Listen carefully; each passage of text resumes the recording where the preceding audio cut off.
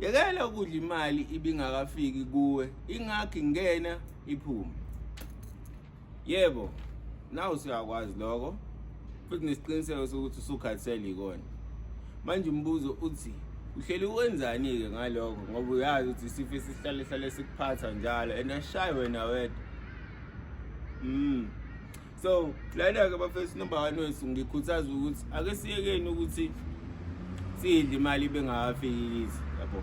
Kuhle kona ngifukama kuhle ukuyibhala ibudget yakho usho ukuthi okay mayifika ngizospenda ukuthi nokuthi kodwa lezo izinto ezibalekile mhlawumbe efana nje ukuthi okay ukhava rent, ukhava grocery, imali transport yokuthi uphinde ukwazi ukuvela etohweni la uzama khona.